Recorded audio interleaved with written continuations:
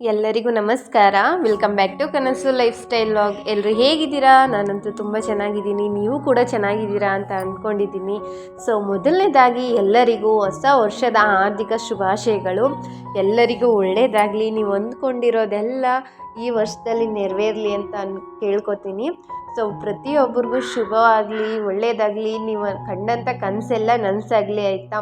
So ಖುಷಿಯಾಗಿರಿ, ಒಳ್ಳೆ ಮಾತಾಡಿ, ಒಳ್ಳೆ ಫುಡ್ ತಿನ್ನಿ, ಹೆಲ್ದಿಯಾಗಿರಿ ಅಂತ ಹೇಳಕ್ಕೆ ಇಷ್ಟಪಡ್ತೀನಿ. ಸೊ ಇವತ್ತಿನ ದಿನದಲ್ಲಿ ನನ್ನ ದಿನ ಅಂದರೆ ಫಸ್ಟ್ ಡೇ ಹೇಗಿತ್ತು 2025ರಲ್ಲಿ ಅಂತ ನಾನು ನಿಮ್ಮ ಜೊತೆ ಶೇರ್ ಮಾಡ್ಕೊತಾ ಇದ್ದೀನಿ. ಸೊ ಫಸ್ಟ್ ಡೇ ಬಂದುಬಿಟ್ಟು ನಾರ್ಮಲ್ ಡೇಸಲ್ಲಿ ಥರನೇ ಇತ್ತು, ಬಟ್ ಸ್ವಲ್ಪ ಸ್ಪೆಷಲ್ ಆಗಿತ್ತು ಅಷ್ಟೇ. ಅಂದರೆ ಫಸ್ಟ್ ನ್ಯೂ ಇಯರ್ ಅಲ್ವಾ, ಸೊ ಫಸ್ಟ್ ಡೇ ಸ್ವಲ್ಪ ಒಂಥರ ಇತ್ತು. ಸೊ ಸ್ನಾನ ಎಲ್ಲ ಮಾಡಿ, ಪೂಜೆ ಎಲ್ಲ ಮಾಡಿ, ಸೊ ರಂಗೋಲಿ ಡಿಸೈನ್ ಕೂಡ ನೋಡ್ಕೊಬಂದ್ರಿ ಅಲ್ವಾ. ರಂಗೋಲಿ ಎಲ್ಲ ಬಿಟ್ಟು ತಿಂಡಿನ ಬಂದುಬಿಟ್ಟು ರೈಸ್ ಬಾತ್ ಮತ್ತು ಹಂಗೇ ಸ್ವೀಟ್ ಅಂತ ಕೇಸರಿ ಬಾತ್ ಮಾಡಿದ್ದೆ. ಸೊ ಟಿಫನ್ ಎಲ್ಲ ಮುಗಿಸ್ಕೊಂಡು ಪಾತ್ರೆ ಎಲ್ಲ ತೊಳೆದಿಟ್ಟಾಗಿತ್ತು. ಸೊ ಸಣ್ಣ ಪುಟ್ಟ ಮನೆ ಕೆಲಸ ಎಲ್ಲ ಮುಗಿಸ್ಕೊಂಡಿದ್ದೆ. ಸೊ ಕೆಲಸ ಎಲ್ಲ ಮುಗಿಸ್ಕೊಂಡಾದ್ಮೇಲೆ ಸ್ವಲ್ಪ ಬೇಗನೆ ಬರಿತಿದ್ದೀನಿ. ಏನು ಬರಿತಿದ್ದೀನಪ್ಪ ಅಂತ ನೀವು ನೋಡ್ತಾ ಇರ್ಬೋದು. ಸೊ ನಾನು ಬಂದ್ಬಿಟ್ಟು 2025ಕ್ಕೆ ನನ್ನ ಸಣ್ಣ ಡ್ರೀಮ್ಸ್ಗಳಿರುತ್ತೆ ಅಲ್ವಾ, ಸೊ ಅದೆಲ್ಲ ಫುಲ್ಫಿಲ್ ಆಗಲಿ ಅಂತ ಬರೆದಿಡ್ತಾ ಇದ್ದೀನಿ. ಇದೆಲ್ಲ ಆಗುತ್ತಾ, ಇದನ್ನೆಲ್ಲ ನಾನು ನಿಭಾಯಿಸ್ತೀನ ಅಂತ ಸ್ವಲ್ಪ ಬರೆದಿಟ್ಕೊತಿದ್ದೀನಿ. ಡ್ರೀಮ್ಸ್ ಅನ್ನೋ ಥರ ಬೇರೆ ಥರ ಏನಿಲ್ಲ, ಅಂದರೆ ಸ್ವಲ್ಪ ನನ್ನ ಬಗ್ಗೆನೇ ನಾನು ಬರೆದಿಟ್ಕೊತಿದ್ದೀನಿ. ಸ್ವಲ್ಪ ಕೋಪ ಕಮ್ಮಿ ಮಾಡ್ಕೋಬೇಕು, ತಾಳ್ಮೆ ಇರಬೇಕು, ಸೊ ಸಮಥಿಂಗ್ ಲೈಕ್ ದಟ್, ಆ ಥರ ಅದನ್ನು ಬರೆದಿಡ್ತಾ ಇದ್ದೀನಿ. ಸೊ ನಿಮಗೂ ಅದೇ ಥರ ಏನಾದರೂ ರೂಢಿ ಇದೆಯಾ ಬರೆದಿಟ್ಕೊಳ್ಳೋದು ಅಂತ ಕಮೆಂಟಲ್ಲಿ ತಿಳಿಸಿ, ಆಯಿತಾ? ಸೊ ಕೆಲಸ ಎಲ್ಲ ಮುಗ್ದಾದ್ಮೇಲೆ ಸ್ವಲ್ಪ ಗೆಸ್ಟ್ಗಳು ಬರೋರಿದ್ರು ಇವತ್ತು ಮನೆಗೆ. ಅಮ್ಮ ಮತ್ತು ಸ್ವಲ್ಪ ಜನ ಬರೋರಿದ್ರು. ಹಂಗೇನೆ ಅಡುಗೆ ಮಾಡಿಬಿಡೋಣ ಅಂತಂದ್ಬಿಟ್ಟು ಇವಾಗ ಸಾಂಬಾರು ಮಾಡ್ತಾಯಿದ್ದೀನಿ, ಬೇಳೆ ಸಾಂಬಾರು ಮಾಡ್ತಿದ್ದೀನಿ. ಸೊ ತರಕಾರಿ ಬಂದುಬಿಟ್ಟು ಕ್ಯಾರೆಟ್, ಬೀನ್ಸ್, ಹಾಗೆಯೇ ಇತ್ಲ ಅವರೆಕಾಯಿದು ಬರುತ್ತಲ್ಲ, ಸೊ ಅದು ಕೂಡ ಇತ್ತು. ಹಂಗೇ 2 ಟೊಮೊಟೊ ಕಟ್ ಮಾಡಿ ಇಟ್ಕೊಂಡಿದ್ದೀನಿ. ಏನು ತರಕಾರಿ ಇತ್ತು ಮನೇಲಿ ಅದನ್ನೇ ಯೂಸ್ ಮಾಡಿಕೊಂಡು ಸಾಂಬಾರು ಮಾಡ್ತಿದ್ದೀನಿ. ಇವಾಗ ನೀವು ನೋಡ್ತಾ ಇರ್ಬೋದು, ಒಂದು 3/4 ಬೌಲ್ ಅಷ್ಟು ನಾನು ಬೇಳೆನ ತೊಗೊಂಡಿದ್ದೀನಿ. ಕುಕ್ಕರಲ್ಲಿ ನೀರನ್ನು ಬಿಸಿ ಮಾಡೋಕ್ಕೆ ಇಟ್ಟಿದ್ದೆ. ಸೊ ಅಲ್ಲಿಗೆ ಹಾಕ್ಬಿಟ್ಟು ತರಕಾರಿನೂ ಕೂಡ ಅಲ್ಲಿಗೆ ಹಾಕಿ ಸ್ವಲ್ಪ ರುಚಿಗೆ ತಕ್ಕಷ್ಟು ಉಪ್ಪು, ರುಚಿಗೆ ತಕ್ಕಷ್ಟು ಅನ್ನೋದಕ್ಕಿಂತ ಸ್ವಲ್ಪ ಆಮೇಲೆ ನೋಡ್ಕೊಂಡು ಹಾಕೋಬಹುದಲ್ವಾ. ಸೊ ಸ್ವಲ್ಪ ಪ್ರಮಾಣದಲ್ಲಿ ಉಪ್ಪನ್ನ ಹಾಕ್ಕೊಂಡು ಅದನ್ನು ವಿಸಿಲ್ ಕೂಗಿಸ್ಕೊಳ್ಳೋಣ ಅಂತ ಅಂದ್ಬಿಟ್ಟು ಕೂಗಿಸ್ತಾ ಇದ್ದೀನಿ.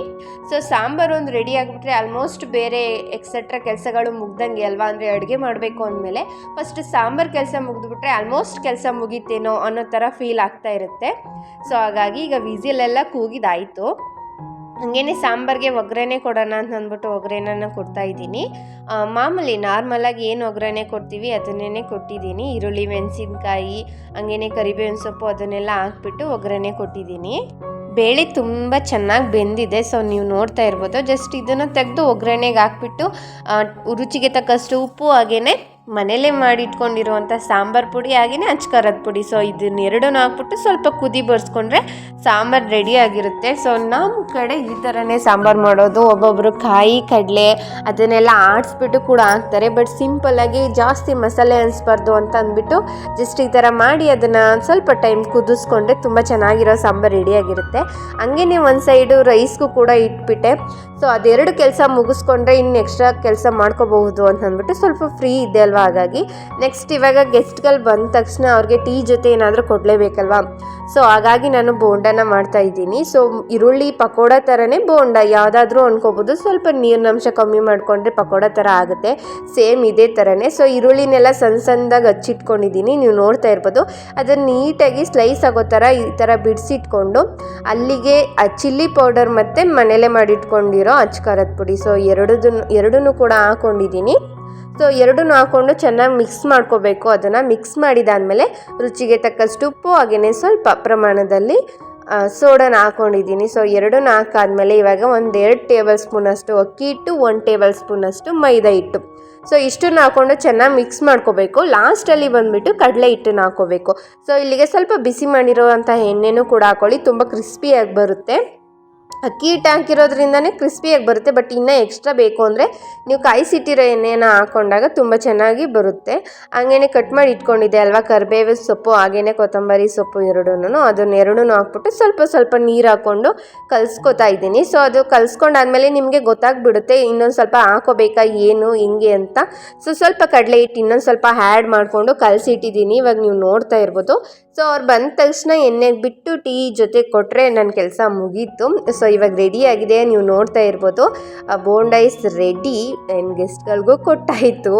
ಸೊ ಈ ಥರ ನಡೀತಾ ಇದೆ. ಮತ್ತು ಸ್ವೀಟ್ಗೆ ಅಂತಂದ್ಬಿಟ್ಟು ರವೆ ಉಂಡೆನ ಮಾಡೋಣ ಅಂತಂದ್ಬಿಟ್ಟು ರವೆನ ಬಿಸಿ ಮಾಡ್ತಾ ಇದ್ದೀನಿ.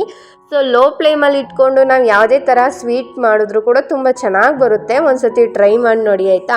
ನನಗೆ ಅಷ್ಟೊಂದು ಕರೆಕ್ಟಾಗಿ ಟಿಪ್ಸು ಅನ್ನೋ ಥರ ಏನೂ ಗೊತ್ತಿಲ್ಲ, ಬಟ್ ನಾರ್ಮಲಾಗಿ ಮಾಡೋ ಥರನೇ ನಾನು ಮಾಡಿದ್ದೀನಿ.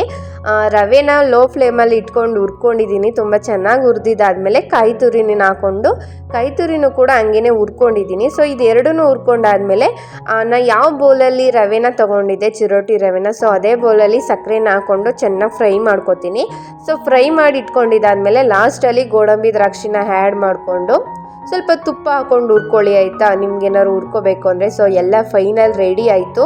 ಉಂಡೆ ಕಟ್ಟಬೇಕಿತ್ತು. ಸೊ ಬಿಸಿ ಹಾಲನ್ನ ಕಾಯಿಸಿ ತಣ್ಣಗಾಗಕ್ಕೆ ಇಟ್ಟಿದ್ದೆ, ಅದನ್ನು ಹಾಕ್ಕೊಂಡು ಉಂಡೆ ಕಟ್ಟಿಡೋಣ ಅಂತ ಹೇಳ್ಬಿಟ್ಟು ಹಂಗೇ ಅಡುಗೆ ಬಂದುಬಿಟ್ಟು ರೈಸು, ಸಾಂಬಾರು, ಮಜ್ಜಿಗೆ, ಹಂಗೇ ಪಾಯಸ ಮತ್ತು ರವೆ ಉಂಡೆನ ಮಾಡಿದ್ದೆ. ಹಪ್ಪಳೆಯನ್ನು ಕೂಡ ಎಣ್ಣೆಗೆ ಹಾಕ್ಕೊಂಡು ಇಟ್ಕೊಂಡಿದ್ದೆ. ಸೊ ಬಂದಮೇಲೆ ಅವ್ರಿಗೆಲ್ಲ ಊಟಕ್ಕೆ ಹಾಕ್ಕೊಡೋಣ, ಟೀ ಕೊಟ್ಟಿದ್ದಾದಮೇಲೆ ಅಂದ್ಬಿಟ್ಟು. ಸೊ ಎಲ್ಲರೂ ಬಂದರು, ಟೀ ಎಲ್ಲ ಕೊಟ್ಟು ಊಟ ಎಲ್ಲ ಬಡಿಸಿದ್ದು ಎಲ್ಲ ಕೆಲಸನೂ ಮುಗೀತು. ಸೊ ಬಂದಿದ್ದು ಅವರು ಕೂಡ ಹೊರಟರು. ಸೊ ಇದಾಗಿತ್ತು ಇವತ್ತಿನ ನ್ಯೂ ಇಯರ್ ಸ್ಪೆಷಲ್ ಅಡುಗೆ ರೆಸಿಪಿಗಳು. ಸೊ ಅಡುಗೆ ರೆಸಿಪಿ ಅಂತ ಮಾಮೂಲಿ ನಾರ್ಮಲಾಗಿಯೇ ಮಾಡಿದ್ದೆ. ಸೊ ಗೆಸ್ಟ್ ಎಲ್ಲ ಬಂದಿದ್ರಲ್ಲ, ಹಂಗೇ ಮನೆಗೂ ಆಗುತ್ತೆ, ಮತ್ತು ಇವತ್ತು ನ್ಯೂ ಇಯರ್ ಅಲ್ವಾ. ಸೊ ಹಾಗಾಗಿ ಎಲ್ಲನೂ ಮಾಡಿ ಊಟ ಎಲ್ಲ ಮುಗಿಸ್ಕೊಂಡು ಸ್ವಲ್ಪ ಟೈಮ್ ಅವ್ರ ಜೊತೆ ಎಲ್ಲ ಮಾತಾಡಿ, ಅಮ್ಮ ಮತ್ತು ಅಮ್ಮನ ಜೊತೆ ನಮ್ಮ ಊರಿನವರು ಕೂಡ ಬಂದಿದ್ದರು. ಹಂಗೇ ನಮ್ಮ ಅಕ್ಕನ ಅತ್ತೆ ಮತ್ತು ಮಾವ ಅವರು ಕೂಡ ಬಂದಿದ್ದರು. ಸೊ ಎಲ್ಲರೂ ಬಂದಿದ್ದರು ಫ್ಯಾಮಿಲಿ. ಸೊ ಹಂಗೇ ಅವ್ರ ಜೊತೆ ಎಲ್ಲ ಮಾತುಕತೆ ಎಲ್ಲ ಮುಗಿಸ್ಕೊಂಡು ಅವ್ರು ಊಟ ಎಲ್ಲ ಮಾಡಿಕೊಂಡು ಆಮೇಲೆ ಹೊರಟರು. ಸೊ ಅವ್ರು ಬಂದಿದ್ದಿತ್ತು ಗೋಪಾಲ ಸ್ವಾಮಿ ಬೆಟ್ಟಕ್ಕೆ ಬಂದಿದ್ದರು. ಹಂಗೇ ನಾನು ನೋಡ್ಕೊಂಡು ಹೋಗೋಣ ಅಂತ ಅಂದ್ಬಿಟ್ಟು ನಮ್ಮ ಮನೆಗೂ ಕೂಡ ಬಂದಿದ್ದರು. ಸೊ ಅವರೆಲ್ಲ ಹೊರಟಾದ್ಮೇಲೆ ಮಾಮೂಲಿ ಒಂದು ಸ್ವಲ್ಪ ಹೊತ್ತು ರೆಸ್ಟ್ ಮಾಡಿದೆ. ಯಾಕಂದರೆ ಸ್ವಲ್ಪ ಅವ್ರು ಹೋದ ತಕ್ಷಣ ಎಲ್ಲನೂ ಕ್ಲೀನ್ ಮಾಡಿ ಗುಡಿಸ್ಬಾರ್ದು ಅಂತ ಹೇಳ್ತಾರೆ ಅಲ್ವಾ ಮನೆ ಕಸನ. ಸೊ ಹಾಗಾಗಿ ಸ್ವಲ್ಪ ಟೈಮ್ ಹಂಗೇ ಬಿಟ್ಟು ಸಂಜೆ ಟೈಮಲ್ಲಿ ಮತ್ತೆ ಕೆಲಸನ ಸ್ಟಾರ್ಟ್ ಮಾಡಿಕೊಂಡೆ.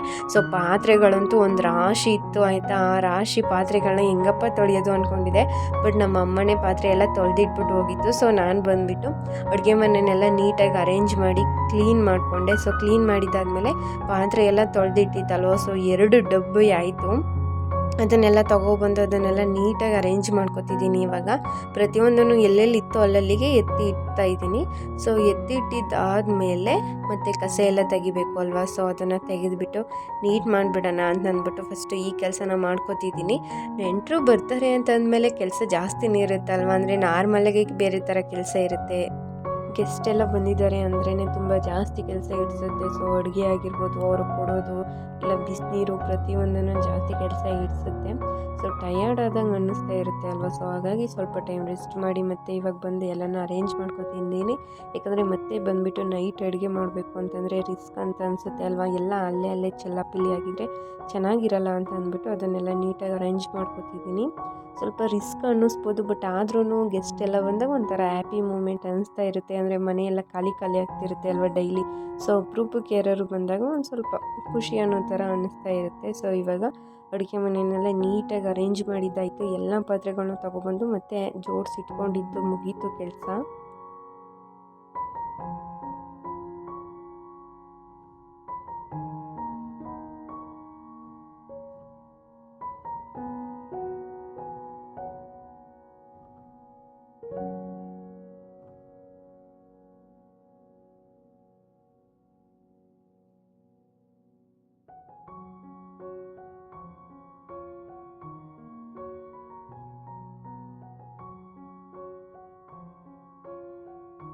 ಇವಾಗ ಹಾಲಲ್ಲಿ ಬಂದೆ ಅಲ್ವಾ. ಸೊ ಹಾಲಲ್ಲೂ ಕೂಡ ಅಷ್ಟೇ ಸ್ವಲ್ಪ ವಸ್ತುಗಳು ಆ ಕಡೆ ಈ ಕಡೆ ಚೆಲ್ಲಾಪಿಲ್ಲಿ ಆಗಿರುತ್ತೆ ಅಲ್ವಾ, ಅದನ್ನೆಲ್ಲ ನೀಟಾಗಿ ಅರೇಂಜ್ ಮಾಡಿಟ್ಬಿಟ್ಟು ನೀಟಾಗಿ ಕಸ ಎಲ್ಲ ತೆಗಿತಿದ್ದೀನಿ. ಇವಾಗ ಬೆಡ್ ಸ್ಪ್ರೆಡ್ ಎಲ್ಲ ನೋಡ್ತಾ ಇರ್ಬೋದು ನೀವು. ಆಲ್ಮೋಸ್ಟ್ ಎಲ್ಲ ಆ ಕಡೆಯಿಂದ ಈ ಕಡೆಯಿಂದ ಆ ಕಡೆ ಚೆಲ್ಲಾಪಿಲ್ಲಿ ಆಗಿಬಿಟ್ಟಿರುತ್ತೆ. ಸೊ ಹಂಗಾಗಿ ನಾನು ಸ್ವಲ್ಪ ಟೈಮ್ ತೊಗೊಂಡು ಈವ್ನಿಂಗ್ ಟೈಮ್ ಆದಮೇಲೆ ಅವರು ಹೋಗಿ ಸ್ವಲ್ಪ ಟೈಮ್ ಆದಮೇಲೆ ಇವಾಗ ಬಂದು ನೀಟಾಗಿ ಕಸ ಎಲ್ಲ ತೆಗಿತಿದ್ದೀನಿ. ಸೊ ಕಸ ಎಲ್ಲ ತೆಗೆದಿಟ್ಟು ಇನ್ನೇನಾದ್ರು ಎಕ್ಸ್ಟ್ರಾ ಕೆಲಸ ಇದ್ದರೆ ಅದನ್ನೆಲ್ಲ ಮುಗಿಸ್ಕೊಂಡು ಮತ್ತು ನಾಳೆಗೆ ಪೂಜೆಗೆ ಅಂತಂದ್ಬಿಟ್ಟು ಹೂವು ಎಲ್ಲ ಬಿಡಿಸ್ಕೋಬೇಕಿತ್ತು, ಅದನ್ನು ಬಿಡಿಸ್ಕೊಳ್ಳೋಣ ಅಂತಂದ್ಬಿಟ್ಟು ಮೊದಲು ಕಸ ಎಲ್ಲ ನೀಟಾಗಿ ತೆಗಿತಿದ್ದೀನಿ.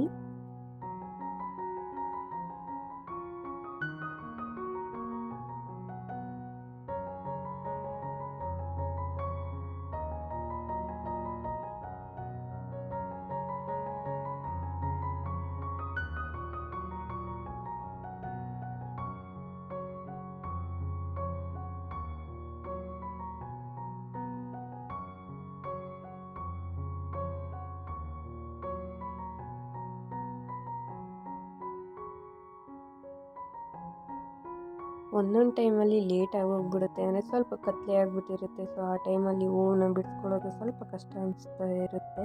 ಏಕೆಂದರೆ ಕತ್ಲೆ ಅಲ್ವಾ, ಅಷ್ಟೊಂದು ಮಗು ಕ್ಲಿಯರಾಗಿ ಕಾಣಿಸಲ್ಲ. ಸ್ವಲ್ಪ ಬೇಗನೆ ಒಂದು 5 o'clock ಬಿಡಿಸ್ಕೊತಿದ್ದೆ. ಇವತ್ತು ಸ್ವಲ್ಪ ಎಕ್ಸ್ಟ್ರಾ ಕೆಲಸ ಇರೋದ್ರಿಂದ ಲೇಟ್ ಆಗೋಯಿತು. ಸ್ವಲ್ಪ ಸಿಕ್ತು, ಅದನ್ನು ಬಿಡಿಸ್ಕೊಬಂದಿಟ್ಟೆ, ನಾಳೆ ಪೂಜೆಗಾಗುತ್ತೆ ಅಂತ ಅಂದ್ಬಿಟ್ಟು.